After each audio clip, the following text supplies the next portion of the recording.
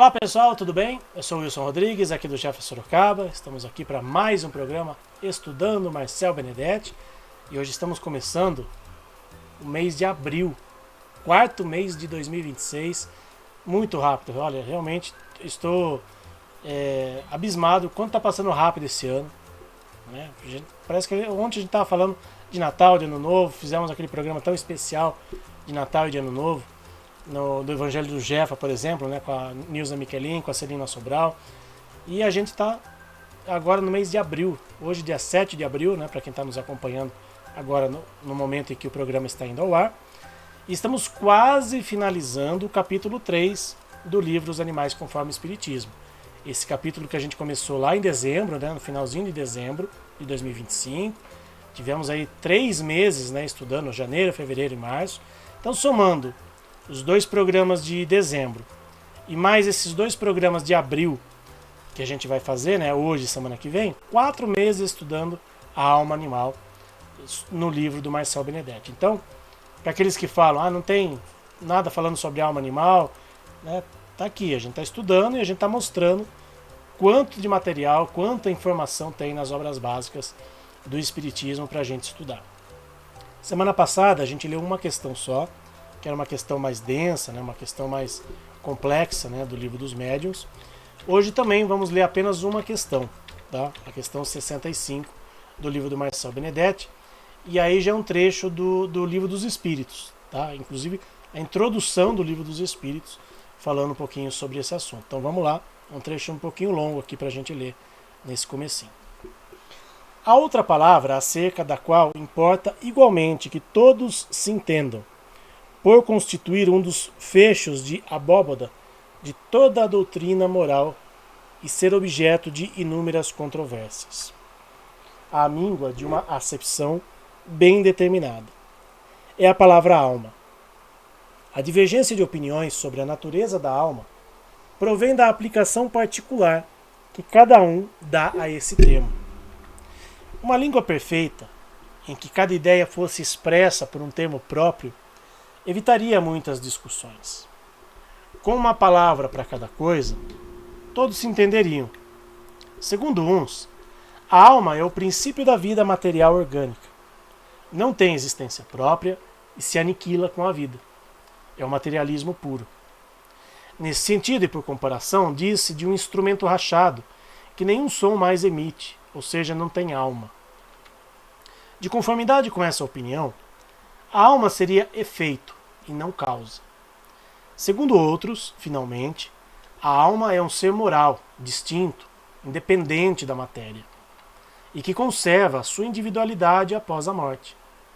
Esta acepção é sem contradita a mais geral, porque debaixo de um nome ou de outro, a ideia desse ser, que sobrevive ao corpo, se encontra no estado de crença instintiva, não derivada de ensino, entre todos os povos, qualquer que seja o grau de civilização de cada um. Essa doutrina, segundo a qual a alma é causa e não efeito, é a dos espiritualistas.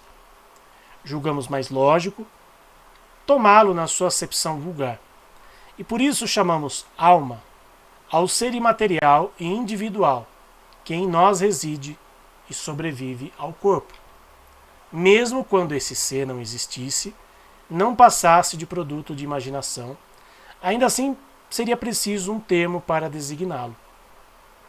Evitar-se-ia igualmente a confusão, mesmo usando-se do termo alma nos 3 casos, desde que se lhe acrescentasse um qualitativo especificando o ponto de vista em que se está colocado ou a aplicação em que se faz da palavra.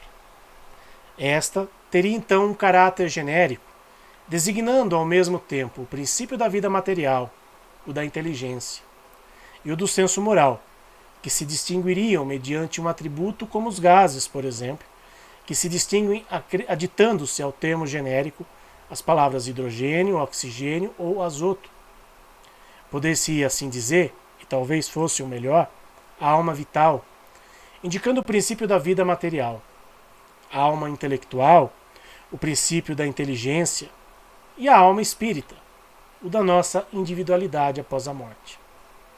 Como se vê, tudo isso não passa de uma questão de palavras, mas questão muito importante quando se trata de nos fazermos entendidos. De conformidade com essa maneira de falar, a alma vital seria comum a todos os seres orgânicos, plantas, animais e homens.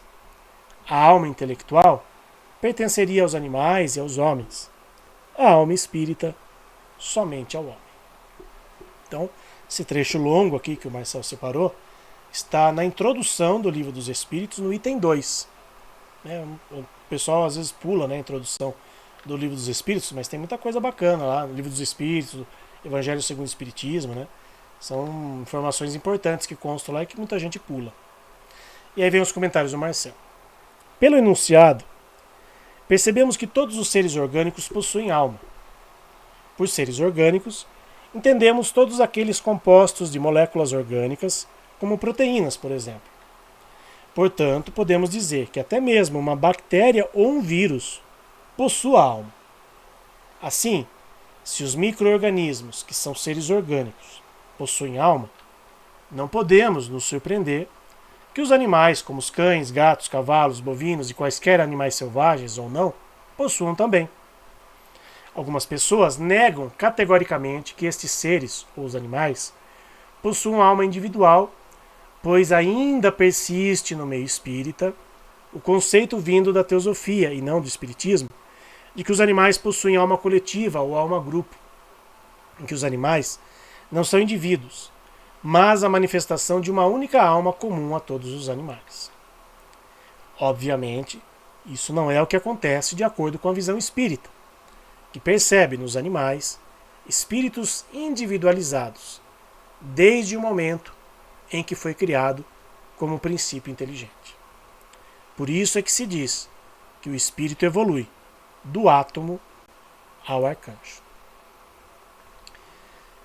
A gente já falou bastante sobre isso, né, de alma-grupo, né, que não é um conceito espírita, né, e que muitos espíritas adotam isso como um conceito pertencente à doutrina, não pertence ao espiritismo em relação aos animais e em relação aos seres humanos. Cada um é um indivíduo.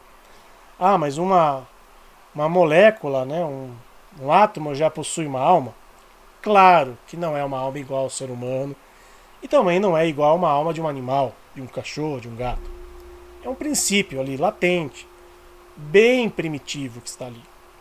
O que o Marcel quis dizer aqui é que nós somos individualidades desde o princípio que fomos criados.